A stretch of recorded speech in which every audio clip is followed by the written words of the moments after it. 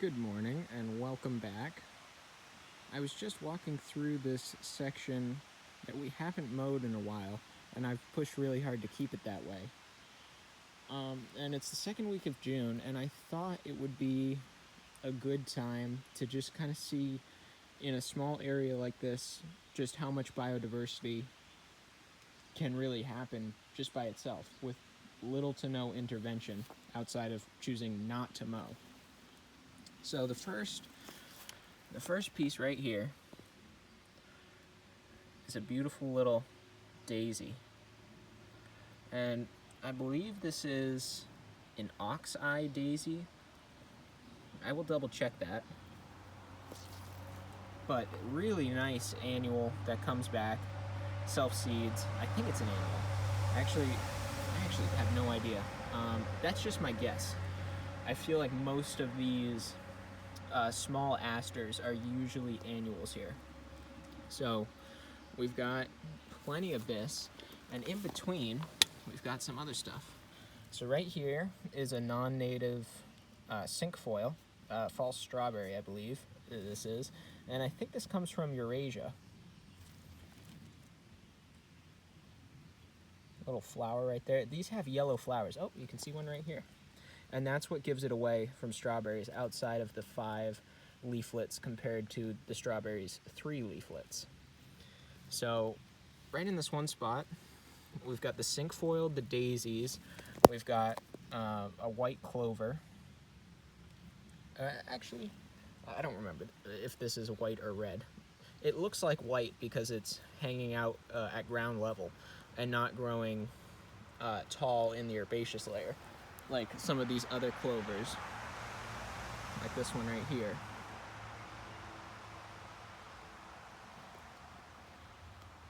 And then we've got this beautiful primrose, native primrose right here. This is a biennial plant, I believe, and sends up flowers on its 2nd year. So just judging by this, I would guess this is in its 2nd year and is sending up a flower stalk here.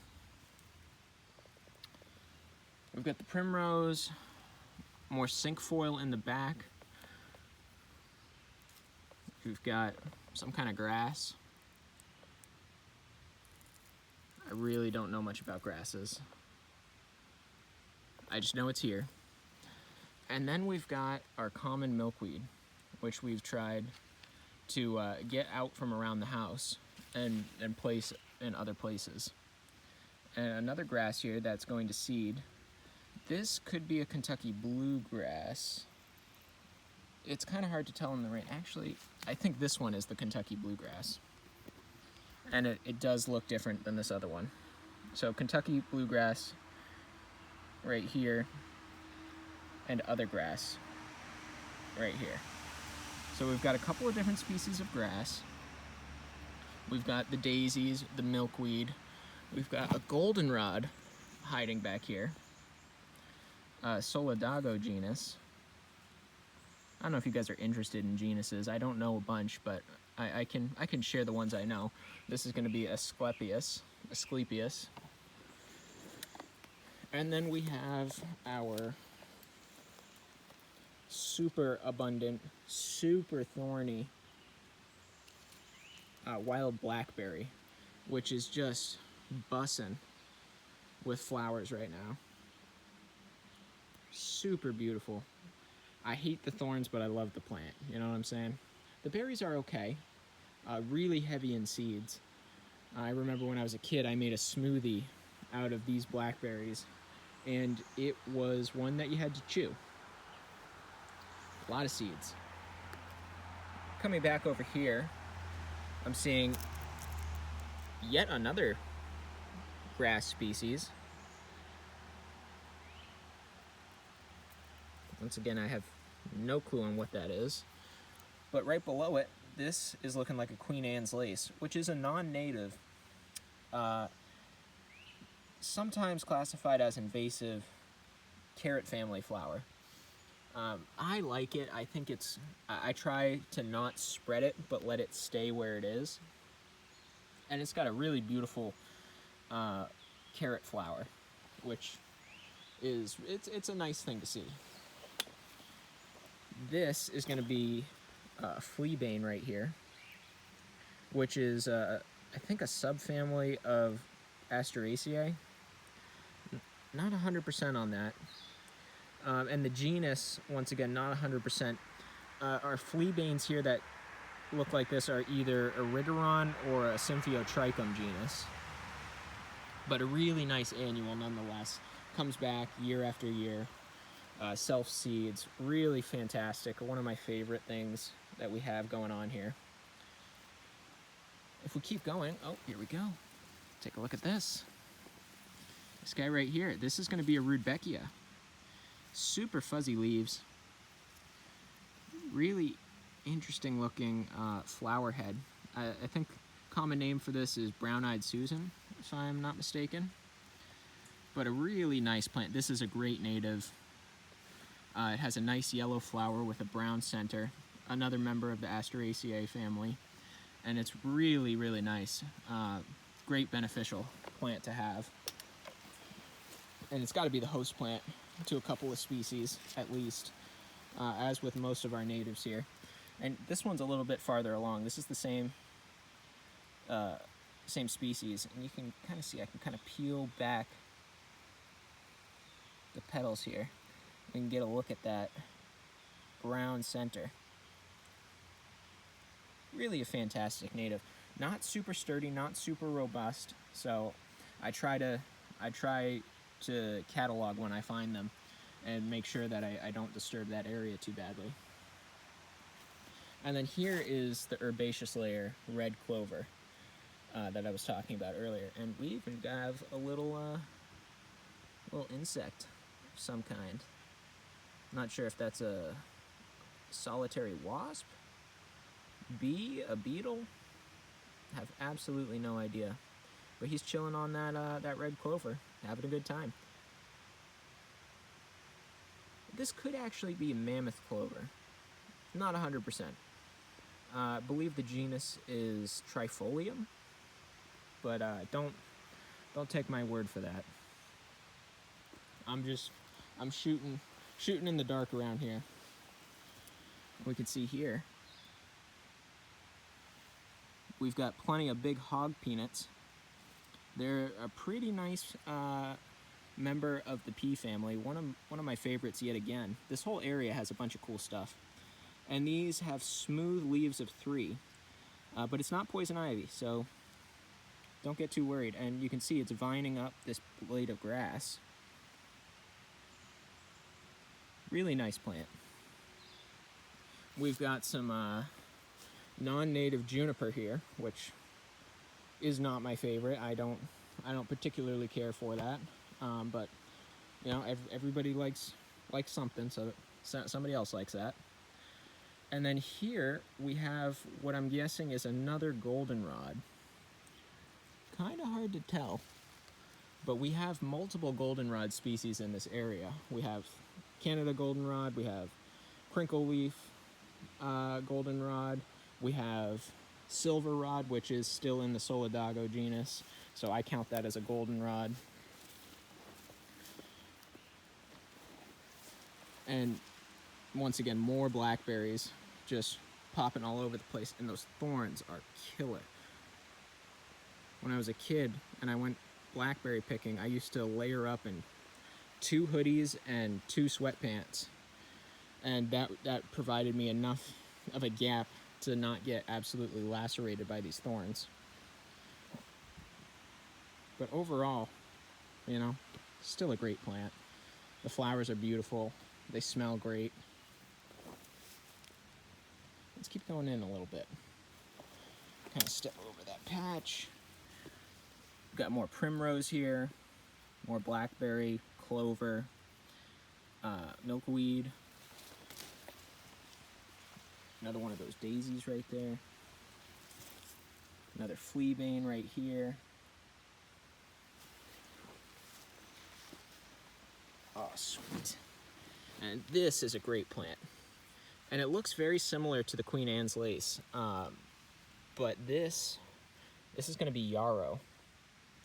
And this is a natural insect repellent that has a flower quite similar to the carrot flower. And honestly, this might be in the carrot family, just judging by its leaf structure and knowing what its flower looks like. Really great native plant. Plant that if you can. You'll never be sorry you have yarrow. And that's just like my opinion though. Here we've got what looks like a red oak.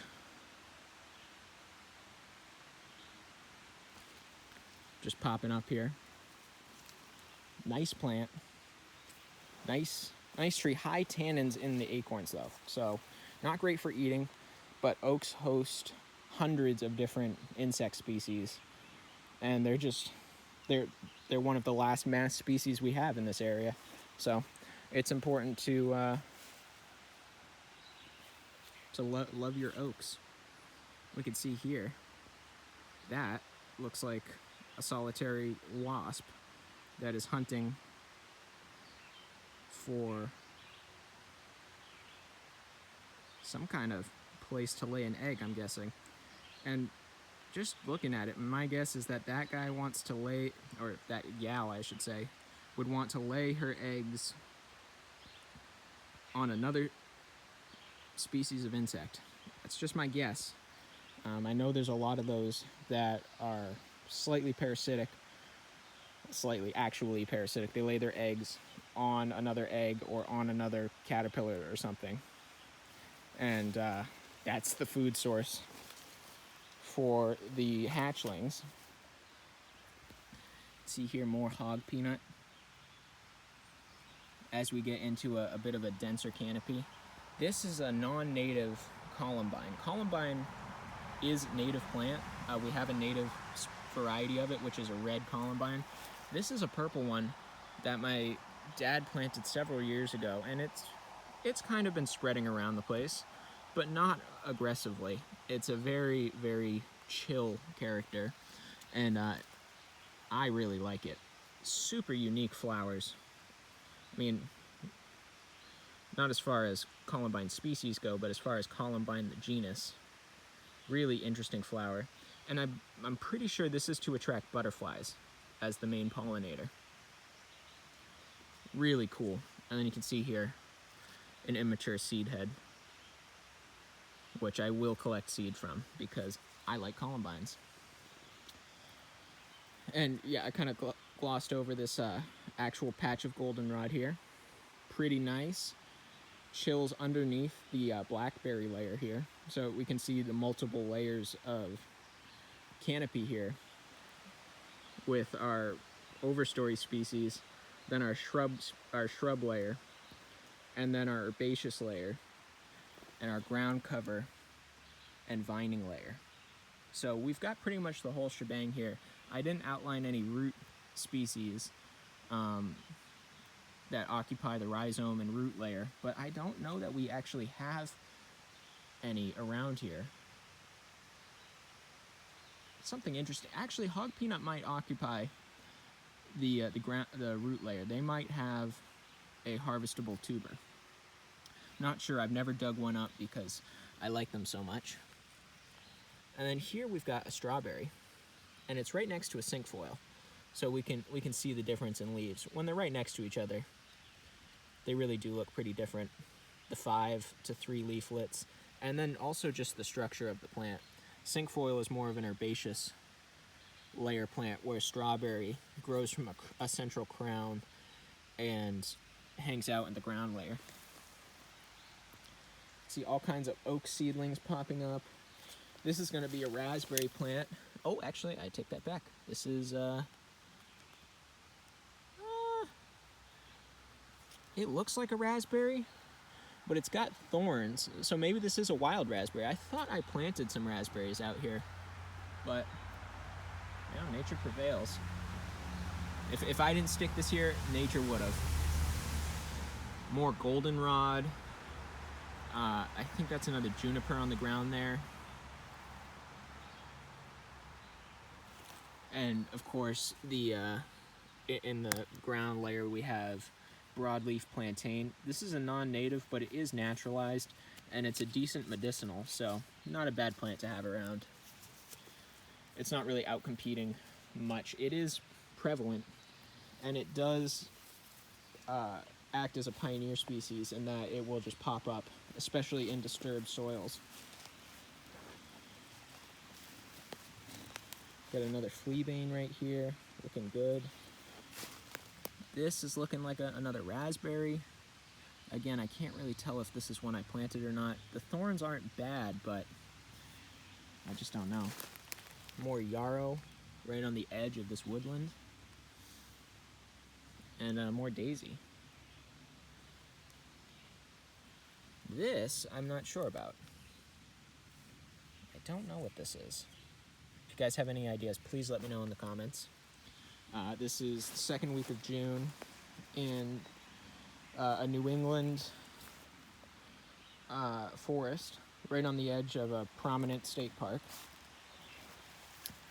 So we do get a lot of crossover of native species. This is a nice sedge. I remember the old sedges have edges moniker that we learned,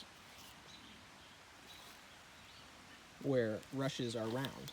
So if you're ever confused on if you have a sedge or a rush, look for the edges or look for the round. Pretty basic.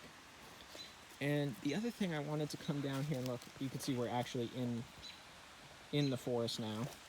This is a walking path that used to be a sledding hill when I was a lot younger. I'm actually on the lookout for these guys right here. This is going to be a lady slipper, for sure. And it does look similar to the broadleaf plantain, but it only has 2 leaves, and that's a dead giveaway for this plant. So that's cool. We have one lady slipper. We've got another one right here.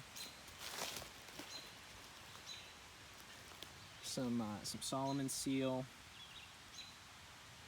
A little maple. I think this is false Solomon seal. Another oak. This guy right here, this I think is a witch hazel. This could either be a witch hazel or a hobble bush. And I think it's a witch hazel. We have a fair amount of witch hazel that grows around here, and it grows as a small tree. So I would not be surprised at all if that's a witch hazel. We've got a nice yellow birch here. Really nice. Short-lived tree, but beautiful nonetheless, and it hosts a lot of insects and fungus. So I actually see something I'm more confident about being a witch hazel. This I am 90% sure is witch hazel. And if we compare leaves, I took this one off of that last plant that I thought could be a hobble bush, and I'm still not 100% sure. They're very similar. And as far as leaf shape and structure goes, I'm not so sure that these are different. But I do know where there is a hobble bush that got impacted by the arborists bringing their vehicle in through our access here. Okay, so yeah, this is definitely witch hazel. Here's the hobble bush, and you can see that is a absolutely massive leaf, and it has more pronounced serrations on the leaf edge. But the venation seems to be pretty similar overall, but just when you compare them side by side, I mean, it's clear these are different. Let's see if we can find anything else interesting. I mean, we've got beech trees here. Oh, this is a birch tree. I take that back. Oh, I take that back again. This could be a cherry. This could be a wild cherry. Let's take a closer look at the bark here.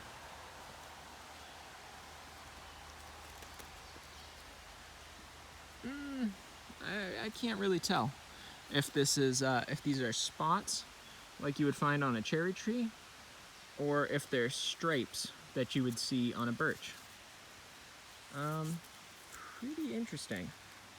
My gut is telling me it's a birch because I haven't seen that many cherries around here. I only know of one in particular. But I will take this leaf and go compare it with the cherry. Absolute chonkus of a mushroom right there. And we've had wood chips dumped here before, so the fact that you're seeing really dark soil here is indicative that the fungi have absolutely decomposed most of the wood chips here.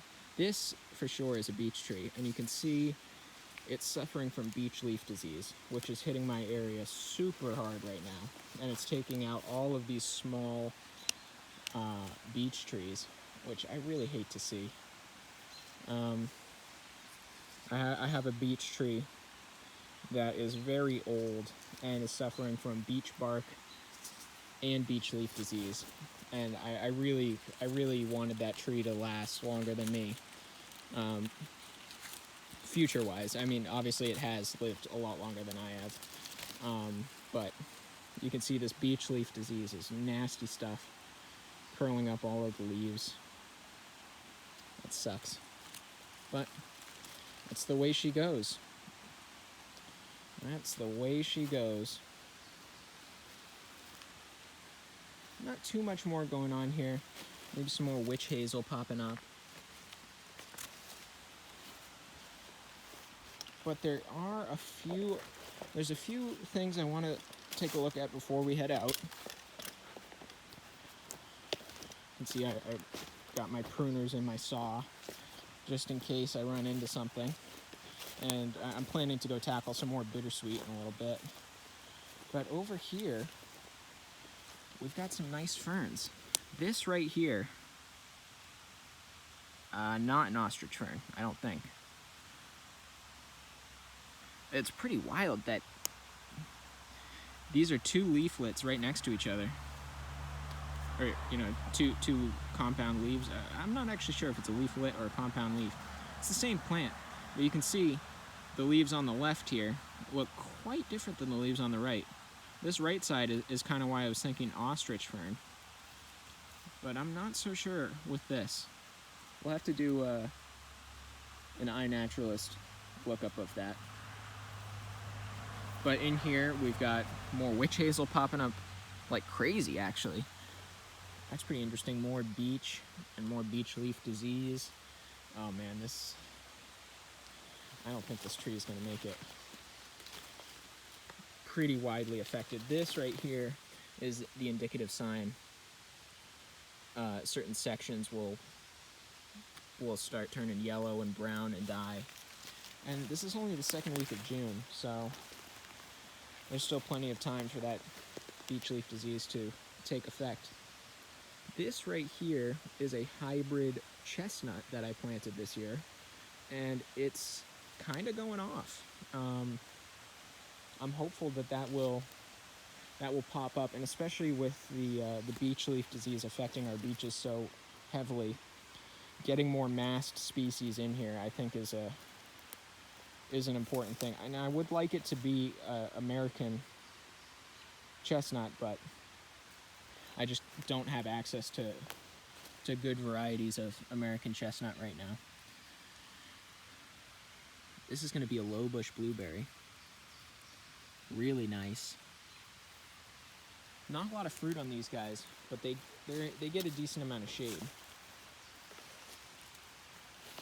Here we go. This is an oak, but it's not a red oak. I would guess that this is either a white oak or a bur oak, due to the lobiness of its leaves. And if it's either of those, this is going to be a lower tannin acorn. So much better for eating and processing into people food. Oh, this is an interesting one. I don't know this plant right here. This is pretty interesting. You can see it's got 4 leaves all the way up, and it kind of goes in layers, and it's got a hairy stem.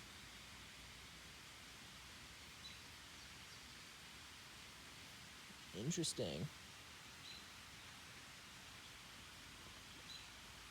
And speckles on the leaves. Very interesting. I should be able to get an idea on that, but if you guys already know, please share that in the comments. A lot of nice species.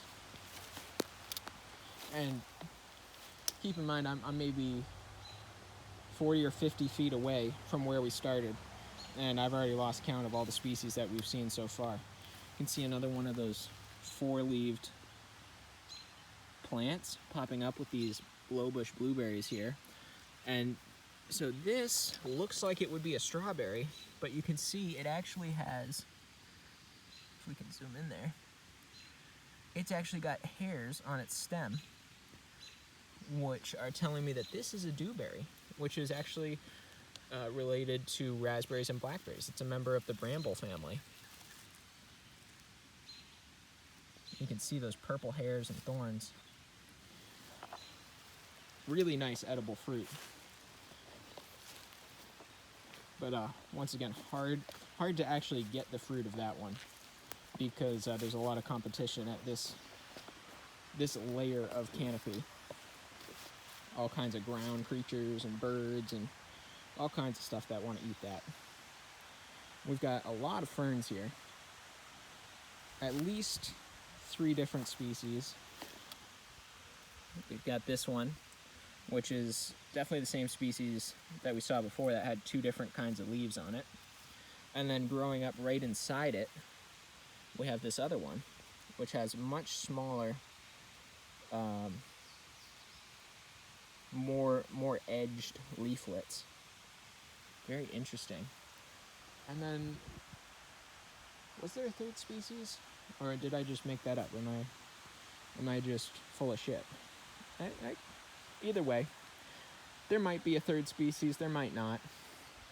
That's for me to find out at a later time when I come back here and do a more detailed inventory.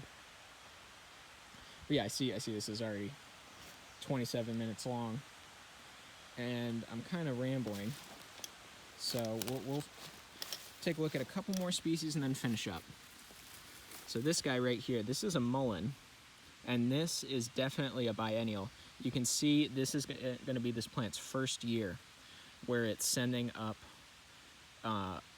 ground layer leaves, and then next year it'll grow a nice tall flower stalk and just have an abundance of seeds as long as this lives. And then for our final little potentially interesting plant, let's see if we can get it. We've got this interesting fella. So this is growing like it would be a grass, but it's got hairs on its stem and these really distinctive lines. I don't know what this is, but once I finish up this video, I will foray into the iNaturalist. Look at the detail in there. It's a good looking plant. But anyways, you know, thanks for tuning in, checking out some of the biodiversity we have going on here. And this is all low effort biodiversity right now. This is just an area that's on the edge of the woods that has remained relatively unmowed, but receives a decent amount of traffic. Obviously this area is torn up pretty bad from the heavy equipment coming in here, and we're gonna have a chipper come in here too. So once the chipper is in and out of here, we'll fill all of this with chips and let it decompose again, and that's worked out really well. All the native stuff is able to pop back up after a year. And yeah, almost 30 minutes in, but yeah, I think we'll wrap it up here. Thanks for tuning in, and as always, have a great day.